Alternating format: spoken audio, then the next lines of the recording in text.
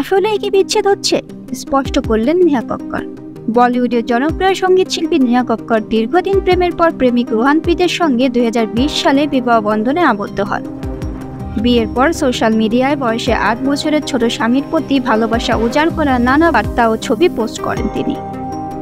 যে কোনো কিছু উদযাপন, ছুটি কাটানোতে একসঙ্গে দেখা যায় তাদের। তবে মাঝে গুঞ্জন উঠে বিচ্ছেদের পথে হাঁটছেন রোহান নেহা। ভারতীয় সংবাদ মাধ্যমের খবর, গত বছর বলি গায়িকার জন্মদিনের সময় থেকেই বিচ্ছেদের চর্চা শুরু হয়। গুঞ্জন উঠে স্বামীর সঙ্গে বনিবনা হচ্ছে না, এ কারণেই বিচ্ছেদ হচ্ছে তাদের। এরই মধ্যে খবর রটে অন্তঃসত্ত্বা নেহা। এসব নানা ব্যাপারে যখন সোশ্যাল মিডিয়া ভরপুর, তখন বিষয়টি স্পষ্ট করলেন গায়িকা নেহা।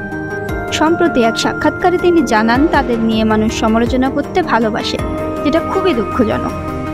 এছাড়া রোহানের সঙ্গে বিচ্ছেদের গুঞ্জন উড়িয়ে দিয়ে নেহা বলেন, আসলে কিছু মানুষ তাদের নিজেদের মতো করে গল্প তৈরি করে, সেসব মানুষকে খুব একটা পাত্তা দেই না আমি। আমাদের মধ্যকার গল্পটা শুধু আমাদেরই জানা। তিনি আরও জানান, একসময় স্বামী ও পরিবার নিয়ে ব্যস্ত হয়ে পড়েছিলেন তিনি, তবে এখন কাজে ফিরছেন। পুরো দমে সেদিকে মনোযোগী হতে চান ইন্ডিয়ান আইডল খ্যাত এ তারকা। সর্বশেষ নেহা বলেন, আমার স্বামীকে আমি এখন আমার সবচেয়ে বড় একটি অংশ দেওয়ার চেষ্টা করি। আমাদের বিয়ের যেহেতু 3 বছর পার হয়েছে, তাই এখন কাজেই মনোযোগ দিতে চাচ্ছি।